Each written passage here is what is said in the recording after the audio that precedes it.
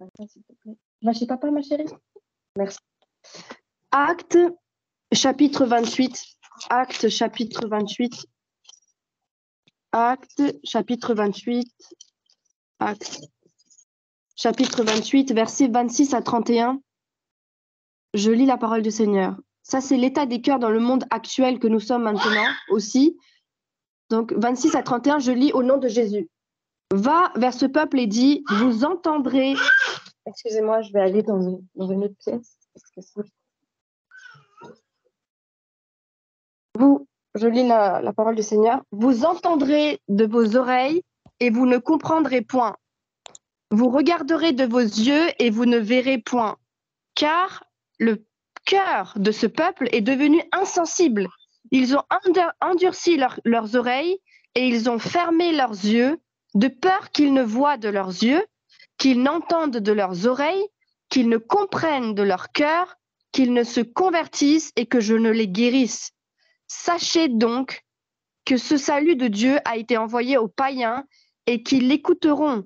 Lorsqu'il eut dit cela, les Juifs s'en allèrent, discutant vivement entre eux. Paul demeura 2 ans entiers dans une maison qu'il avait louée. Il recevait tous ceux qui venaient le voir, prêchant le royaume de Dieu et enseignant ce qui concerne le Seigneur Jésus-Christ en toute liberté et sans obstacle. Amen. Amen. Et nous, vraiment, ce que le Seigneur me disait par rapport à tout ça, tout ce qu'on peut lire, c'est vraiment l'état des cœurs dans le monde. Mais quand on lit la suite de ce que faisait Paul, comment il servait le Seigneur, malgré ce contexte-là des cœurs, en fait, vraiment, nous tous qui sommes sur cette plateforme, nous sommes appelés à servir l'Éternel comme des ambassadeurs. Comme la parole de Dieu dit dans 2 Corinthiens, parce que c'est ce que Paul, là, quand je viens de lire, c'est ce qu'il faisait, c'est ce qu'il faisait en fait.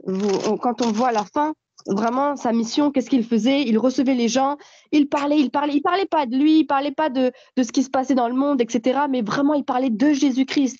Il parlait, il recevait, il enseignait. Et je vais lire dans 2 Corinthiens 5, 2 Corinthiens chapitre 5. 2 Corinthiens chapitre 5, versets 17 à 21. Je lis la parole du Seigneur au nom de Jésus. Si quelqu'un est en Christ, il est une nouvelle création. Les choses anciennes sont passées et voici toutes choses sont devenues nouvelles. Et tout cela vient de Dieu qui nous a réconciliés avec lui par Christ et qui nous a donné le ministère de la réconciliation. Car Dieu était en Christ, réconciliant le monde avec lui-même, en n'imputant point aux hommes leurs offenses, et il a mis en nous la parole de la réconciliation. Nous faisons donc les fonctions d'ambassadeurs pour Christ, comme si Dieu exhortait par nous. Nous vous en supplions au nom de Christ, soyez réconciliés avec Dieu.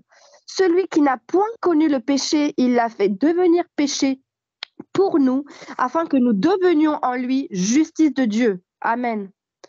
Amen.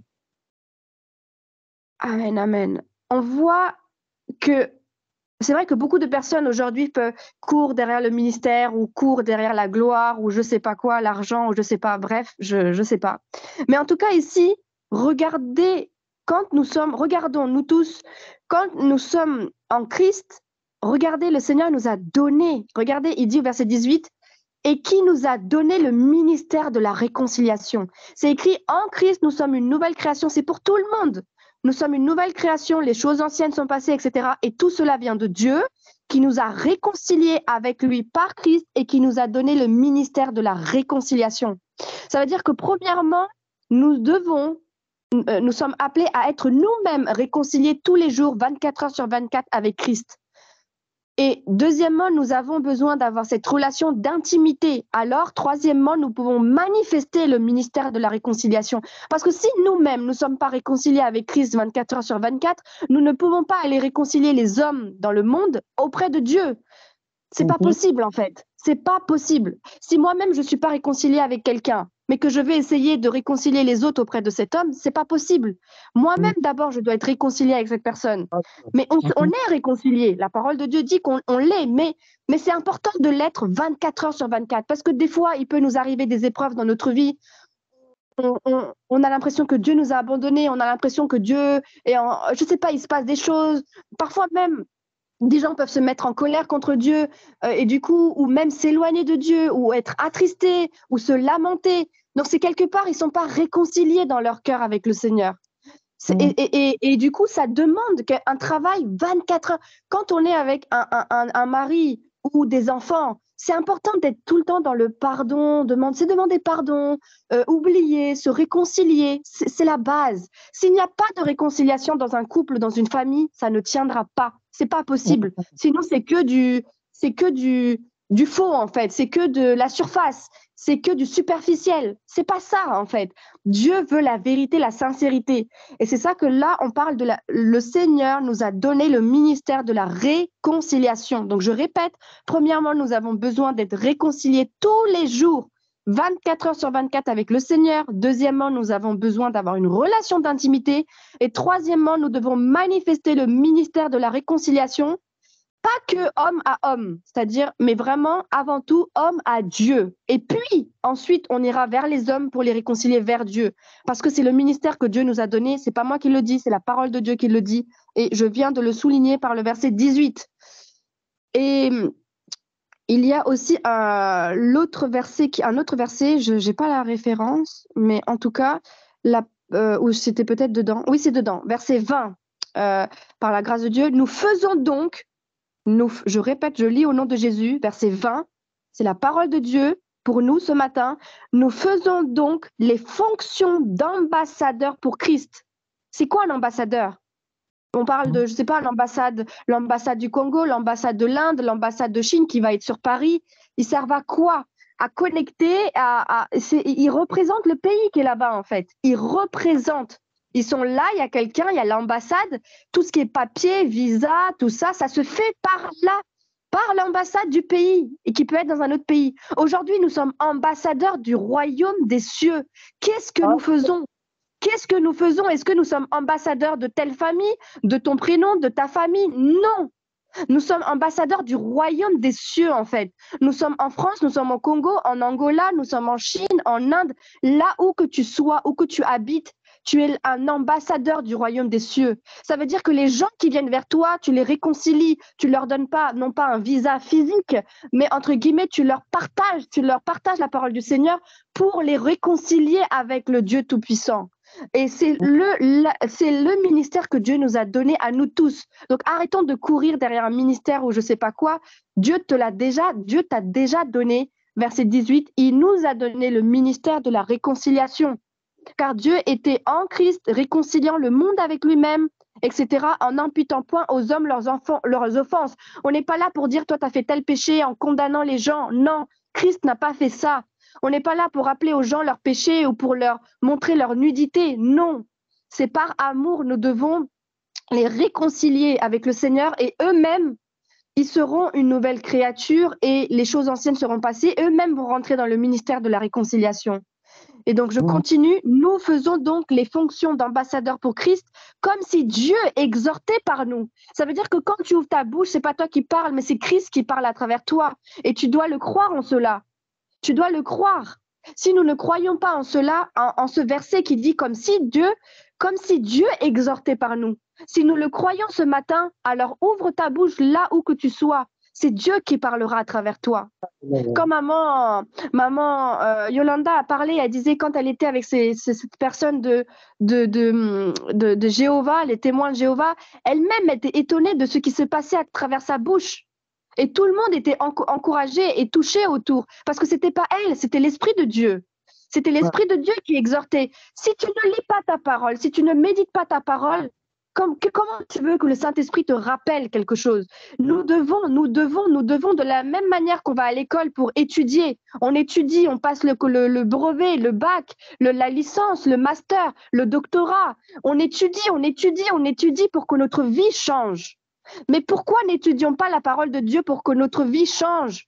Quand ta vie change, que tu as un diplôme, quand tu as un diplôme, ta vie change. Et les gens qui sont en contact de toi, quand tu es un docteur, quand tu es une maîtresse, quand tu es, je ne sais pas, un ministère, un président, ta vie change grâce à ton diplôme et la vie des gens qui te rencontrent change. De la même manière, tu dois méditer, étudier la parole de Dieu. Quand le frère Benjamin disait, il étudiait la parole. Il étudiait la parole. Il faut étudier, il faut méditer la parole, il faut manger. On veut manger ce qu'il y a dans le frigo, on veut manger ce qu'il y a, je sais pas où, on cuisine, on vend, on achète, on mange, etc. Mais au-delà de ça, on doit manger la parole jusqu'à même devenir obèse de la parole. Parce que si tu ne lis pas la parole, comment tu veux que le Saint-Esprit te rappelle telle chose? Et oui, le Saint-Esprit existe, c'est vrai, il est en toi. Mais si tu le nourris pas, tu ne nourris pas ton âme, et ben le Saint-Esprit, c'est comme tu le rends maigre, Si il est là, on l'attriste et il est là, ça s'éteint comme une bougie qui est éteinte. Mais quand tu vas lire, manger, que ton homme intérieur va commencer à grandir en toi, tu n'auras même pas besoin de courir à droite, à gauche, chercher des hommes de Dieu parce que toi-même, tu vas devenir un homme de Dieu. Parce que toi-même, tu seras une femme de Dieu. Toi-même, tu seras nourri et tu pourras nourrir les autres. Quelqu'un qui, par exemple, quand je vois le frère Alexis, il dit que voilà, le Seigneur l'emmenait à tel endroit, etc. Le Seigneur l'envoie. C'est une mission. Peut-être que les gens du monde peuvent voir, ah, il a de l'argent, il fait tel projet. Mais l'homme qui est spirituel, il comprendra que c'est quelque chose de spirituel, de base, qui l'a emmené dans le monde physique. Et c'est maintenant que dans le monde spirituel, il touche le Seigneur et que le Seigneur l'envoie en mission, il part et il va aider d'autres personnes. C'est ça que Dieu veut. Dieu va te nourrir, Dieu va t'aider, que ce soit financièrement, physiquement, que ce soit l'argent, que ce soit la nourriture, que ce soit la connaissance, que tout, il va t'envoyer vers d'autres personnes pour ensuite nourrir, aider, ou même que ce soit la connaissance. Vraiment, c'est important de chercher Dieu, en fait. Nous sommes dans un temps où il est important maintenant d'être dans ta chambre, de fermer ta porte, de fermer notre porte et de prier, de chercher Dieu dans l'intimité. Quand on va quelque part, on a besoin de l'aide, que ce soit la CAF ou que ce soit, je ne sais pas, un homme, une femme, qu'on va aller vers quelqu'un, je veux de l'aide, s'il vous plaît. Est-ce que vous sortez de cet endroit sans avoir eu votre aide? Non. Vous restez là jusqu'à avoir votre aide et vous sortez après. Alors pourquoi nous ne cherchons pas Dieu à genoux dans notre chambre, à pleurer, à jeûner? Pourquoi nous ne cherchons pas à sortir de notre chambre sans avoir été touché et sans avoir reçu de Dieu ce que tu dois recevoir pour ensuite sortir de ta chambre et donner ce que tu dois donner pour les autres? Pourquoi? Quand on cherche un salaire, on cherche de l'argent, de l'aide. Les gens, même je connais autour de moi des gens qui vivent avec de l'aide que la France donne. Et oui, c'est bien, la France accueille. Mais malheureusement, ces gens-là profitent qu'en fait, ils deviennent des paresseux. Nous ne devons pas être des paresseux spirituels. Essayez de comprendre ce que je vous dis spirituellement, pas physiquement. Spirituellement, Dieu ne veut pas des paresseux. Dieu ne veut pas des gens qui profitent de lui. Parce que beaucoup viennent en France, vont profiter des aides et ensuite vont rester avec le chômage, avec l'aide de la CAF, ils vont avoir beaucoup d'enfants parce qu'ils vont avoir de l'argent. Non, on n'est pas appelé à ça en fait. Spirituellement parlant, on n'est pas là pour profiter parce que telle personne reçoit ça, je vais aller voir telle personne parce qu'il a de l'argent ou je vais aller voir telle personne parce qu'il a une prophétie ou il a ci, il a ça. Non, il ne faut pas devenir paresseux, il ne faut pas devenir dépendant de l'autre. Mais attention, ne me faites pas dire ce que je ne dis pas. Si Dieu te dit, va voir tel homme de Dieu, ou fais-le. Ça, c'est bien, gloire à Dieu. Mais si Dieu te dit rien, mais que toi-même, étant paresseux, parce que tu ne cherches pas Dieu, mais que tu veux chercher la facilité, chercher le repas sur le plat qui est déjà préparé, non, arrêtons. C'est à nous d'aller faire les courses, préparer, couper, faire. Et oui, ça prend du temps. Ça prend du temps, mais c'est un plaisir ensuite de partager cela après. Spirituellement parlant, nous devons aller chercher. Ensuite, préparer avec le Seigneur et ensuite donner. Parce qu'il y a plus de plaisir que de donner que de recevoir, n'est-ce pas? C'est la parole de Dieu qui le dit. Donc vraiment, rentrons dedans.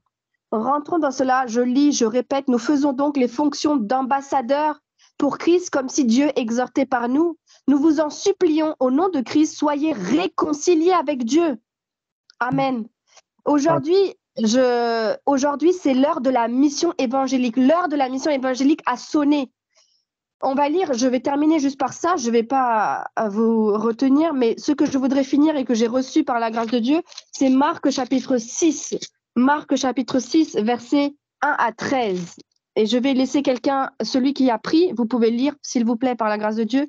Marc 6, versets 1 à 13.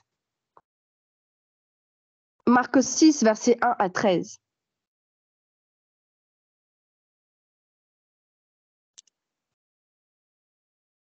Marc 6, verset 1 à 13, s'il vous plaît. Je lis par le nom de Jésus-Christ de Nazareth. Amen. Jésus partit de là et se rendit dans sa patrie. Ses disciples le suivaient. Quand le sabbat fut venu, il s'est mis à enseigner dans la synagogue. Beaucoup de gens qui l'entendirent étaient étonnés et disaient: d'où lui viennent ces choses? Quelle est cette sagesse qui lui a été donnée? Et comment de tels miracles se font-ils par ses mains? Ne sont-ils pas les charpentiers, les fils de Marie, les frères de Jacques, de José, de Gide, de Simon? Et ces sœurs ne sont-elles pas ici parmi nous? Et ils étaient pour eux une occasion de chute. Mais Jésus leur dit: un prophète n'est méprisé que dans sa patrie, parmi ses parents et dans sa maison. Il ne put faire là aucun miracle. Et si ce n'est qu'il imposait les mains à quelques malades et les guérit. Et il s'étonnait de leur incrédulité. Jésus parcourait le village des alentours en enseignant. Alors il appela les 12. Il commença à les envoyer des à des en leur donnant pouvoir sur les esprits impies. Il leur prescrivit de ne rien prendre pour le voyage, si ce n'est un bâton, de n'avoir ni pain, ni sac, ni monnaie dans la ceinture, des chaussées, des sandales, et de ne pas revêtir des tuniques. Puis il leur dit: dans quelque maison que vous entrez, restez jusqu'à ce que vous partiez de ces lieux. Et il y a quelque part des gens qui ne vous recevront ni ne vous écouteront. Retirez-vous de là et secouez la poussière de vos pieds, afin que cela leur serve de témoignage. Ils partirent et ils prêchèrent la repentance. 13. Ils chassaient beaucoup de démons et ils éloignaient d'huile beaucoup de malades et les guérissaient. Amen. Merci beaucoup, pasteur Emmanuel. Amen. Là, vraiment, l'heure de la mission évangélique a sonné. Ici, Jésus a donné un protocole pour ses disciples. Ça, c'est le protocole qu'il leur a donné à eux spécifiquement. Mais maintenant, à nous de chercher notre maître par excellence, afin qu'il nous transmette le protocole spécifique qui nous est donné à nous pour suivre et pour le servir. Parce que chacun, on a notre vie, etc. Mais en tout cas, si nous cherchons Dieu dans l'intimité, Dieu vous donnera dans l'intimité le protocole à suivre pour le servir. Soyons sensibles à sa voix, à sa volonté. Mais pour entendre la voix de quelqu'un, Maman Godet l'avait dit une fois, pour entendre la voix de quelqu'un, pour connaître la volonté de quelqu'un, il faut quoi? De base, c'est connaître cette personne. Si je ne connais pas quelqu'un et que je me dis, je veux entendre sa voix, je veux faire sa volonté, je veux lui faire ce qui lui plaît, etc., on ne peut pas en fait. On ne peut ni connaître sa volonté, ni entendre sa voix si on ne connaît pas la personne, si on n'a pas de temps d'intimité avec cette personne. Donc vraiment que Dieu nous aide à le chercher et à le connaître tout d'abord, à le connaître et à être sensible à sa voix, afin de connaître sa voix, de sa volonté, et afin de pouvoir lui obéir à 100%. Amen. Gloire à Dieu, que l'Éternel bénisse sa parole. Amen. Amen. Que Dieu soit béni, ma sœur. Nous bénissons Dieu, bien-aimé dans le Seigneur. Nous voici à la fin. On arrive à la fin. Nous bénissons Dieu, le Seigneur est merveilleux pour tout ce qui a été dit. Voilà l'esprit, comme la Bible dit, ceux qui sont conduits par l'esprit, ce n'est pas n'importe quel esprit, mais le Saint-Esprit de Dieu, ils sont tous fils de Dieu. Nous bénissons Dieu pour voilà ce matin, bien-aimés du Seigneur, on va se séparer, comme on a dit, nous sommes des hommes et des femmes. Physiquement, comme ça, on ne se connaît pas des autres. Mais par la grâce de Dieu, nous sommes dans l'esprit. Nous vivons par l'esprit, nous réfléchissons par l'esprit, nous pensons par l'esprit, et dans l'esprit, nous sommes un, nous sommes connectés. Donc, restez dans cette connexion par la grâce de Dieu, prions les uns pour les autres. Hein? Voilà notre sœur là en grâce qui a perdu son père. Donc, partagez ces douleurs-là, ce moment difficile, bien aimé comme le frère Benjamin a si bien partagé par la grâce de Dieu ceux qui ont vécu ces choses-là. Donc, voilà, par la grâce de Dieu, que Dieu nous garde, qu'il nous protège, que vraiment le Seigneur de gloire, lui qui connaissait, qui connaît, qui connaîtra, bien aimé dans le Seigneur, que l'amour de la vérité, surtout l'amour de la vérité, hein, soit vraiment comme une lampe allumée dans nos cœurs, bien-aimés dans le Seigneur, pour que voilà, le Seigneur reviendra et dans quel état il viendra nous trouver. Que Dieu soit béni. On va se voir, voilà, par la grâce de Dieu. On sera là encore mercredi. Prions Dieu que le Seigneur nous prête encore vie. Voilà, nous sommes là, mercredi 21h, vendredi 21h30 et dimanche, comme on a dit, par la grâce de Dieu, que le Seigneur nous garde.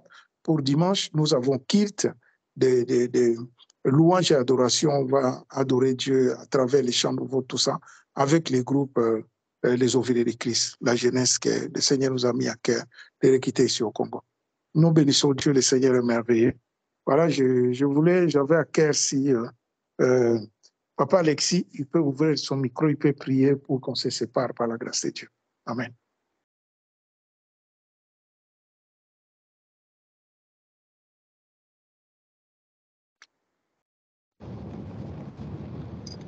Amen. Amen. Prions dans le nom de Jésus. Alléluia.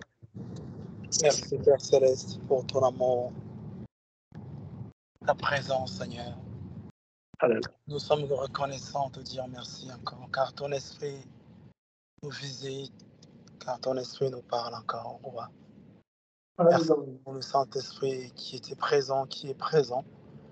L'esprit d'adoption, l'esprit que nous avons reçu de ton Fils Jésus. La parole est présente, mais l'esprit fait le travail de profondeur des choses, Seigneur. Merci, parce que ce matin encore, tu t'es démontré que tu es roi. Et tu pèses de cœur, tu pèses des douleurs. Tu visites encore, mon Dieu. Nous voulons te dire merci, parce que la continuité, c'est toi. C'est toi le Dieu de la continuité. Tu connais chacun et chacune de nous, mon Dieu, la motivation de chacun auprès de toi, Seigneur. Mais ce que je sais, tu es le Dieu rempli d'amour et récompatissant, Seigneur. Tu es le Dieu de la miséricorde et le Dieu de pardon, Seigneur. Accorde-nous ta présence de majestueux de tous les jours, de chaque jour, dans nos foyers, dans nos familles. Oui, Seigneur Dieu, pendant que nous sommes dans nos activités, pendant que nous sommes dans la famille, mon Dieu, que ta main soit sur nous, soit sur chacun de nous. Père, dans le nom puissant de ton Fils Jésus, que j'abandonne chaque personne entre tes mains de Dieu. Chaque personne soit abandonnée entre tes mains de Père. Tu es Yahweh, tu es éternel, tu es tout-puissant.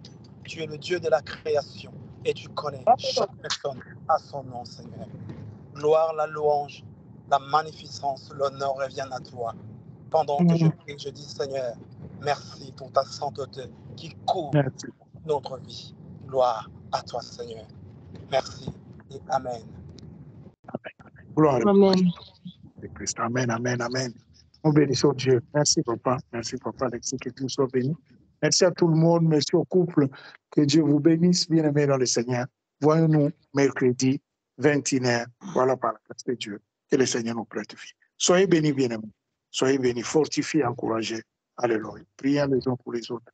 Alléluia. Au revoir à tous. Bon appétit. Merci beaucoup. Merci à tous.